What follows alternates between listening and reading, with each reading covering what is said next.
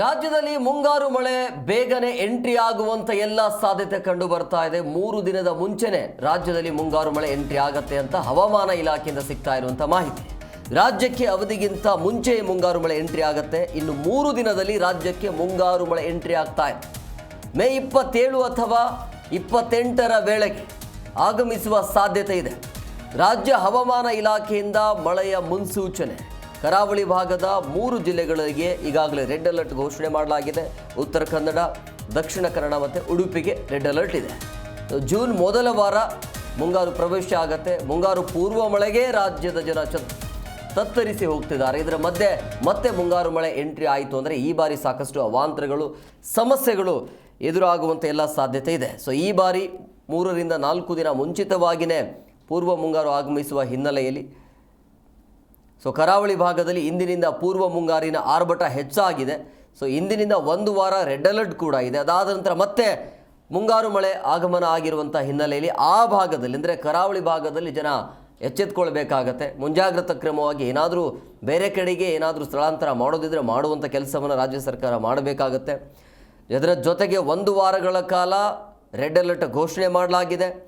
ಗಂಟೆಗೆ 50 ಕಿಲೋಮೀಟರ್ ವೇಗದಲ್ಲಿ ಗಾಳಿ ಬೀಸುವ ಸಾಧ್ಯತೆ ಇದೆ. ವಿಜ್ಞಾನಿ ಹವಾಮಾನ ಇಲಾಖೆ ಬೆಂಗಳೂರು. ನಾನು ಮುಂದಿನ 5 ದಿನಗಳವರೆಗೆ ಕರ್ನಾಟಕ ರಾಜ್ಯದ ಹವಾಮಾನ ಮುನ್ಸೂಚನೆಯನ್ನು ಸಂಕ್ಷಿಪ್ತವಾಗಿ ವಿವರಿಸುತ್ತೇನೆ. ಇಂದು ಕರ್ನಾಟಕ ರಾಜ್ಯಾದ್ಯಂತ ವ್ಯಾಪಕವಾಗಿ ಮಳೆಯಾಗಿದ್ದು, ಪ್ರಮುಖವಾಗಿ ಕಾಸರಗೋಡು ಉತ್ತರ ಕನ್ನಡ ಜಿಲ್ಲೆಯಲ್ಲಿ 16 ಸೆಂಟಿಮೀಟರ್ ಮಳೆಯಾಗಿದೆ. ಭಾಗಮಂಡಲ ಕೊಡಗು ಜಿಲ್ಲೆಯಲ್ಲಿ 10 ಸೆಂಟಿಮೀಟರ್, ಲೋಂಡಾ ಬೆಳಗಾವಿ ಜಿಲ್ಲೆಯಲ್ಲಿ 6 ಸೆಂಟಿಮೀಟರ್ ಕಿಲೋಮೀಟರ್ ಎತ್ತರದವರೆಗೆ ಇದೆ. ಇದು ಇನ್ನಷ್ಟು ತೀವ್ರಗೊಂಡು ಮುಂದೆ ಉತ್ತರ ದಿಕ್ಕಿನಲ್ಲಿ ಚಲಿಸುವ ಸಾಧ್ಯತೆ ಇದೆ.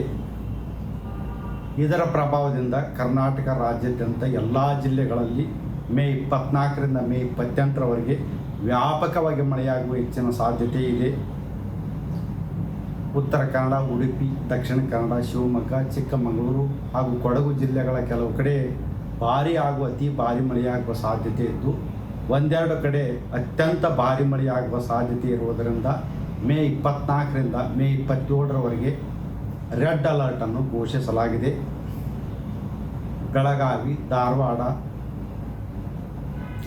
ಹಾವೇರಿ, ಹಾಸನ ಹಾಗೂ ಚಾಮರಾಜನಗರ ಜಿಲ್ಲೆಗಳ ಕೆಲವು ಕಡೆ ಭಾರೀ ಹಾಗೂ ಅತಿ ಭಾರೀ ಮಳೆಯಾಗುವ ಸಾಧ್ಯತೆ ಇದ್ದು, ಮೇ 24 ರಿಂದ ಮೇ 27ರವರೆಗೆ ಆರೆಂಜ್ ಅಲರ್ಟನ್ನು ಘೋಷಿಸಲಾಗಿದೆ.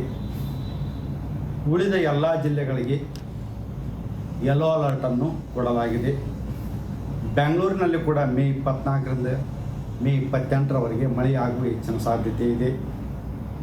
ಮಳೆಯು ಗುಡುಗು ಹಾಗೂ ಮಿಂಚಿನಿಂದ ಕೂಡಿದ್ದು, ಅದರ ಜೊತೆಗೆ ಬಿರುಗಾಳಿಯು ಕೂಡ ಪ್ರತಿ ಗಂಟೆಗೆ 40 ರಿಂದ 50 ಕಿಲೋಮೀಟರ್ ಇರುವ ಹೆಚ್ಚಿನ ಸಾಧ್ಯತೆ ಇದೆ.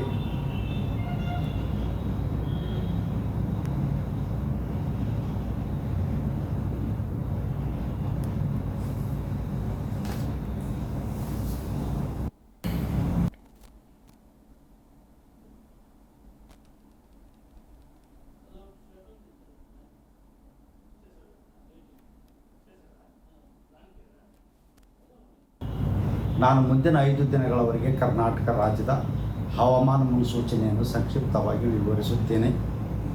ಇಂದು ಕರ್ನಾಟಕ ರಾಜ್ಯಾದ್ಯಂತ ವ್ಯಾಪಕವಾಗಿ ಮಳೆಯಾಗಿದ್ದು, ಪ್ರಮುಖವಾಗಿ ಕಾಸರಗೋಡು ಉತ್ತರ ಕನ್ನಡ ಜಿಲ್ಲೆಯಲ್ಲಿ 16 ಸೆಂಟಿಮೀಟರ್ ಮಳೆಯಾಗಿದೆ. ಭಾಗಮಂಡಲ ಕೊಡಗು ಜಿಲ್ಲೆಯಲ್ಲಿ 10 ಸೆಂಟಿಮೀಟರ್,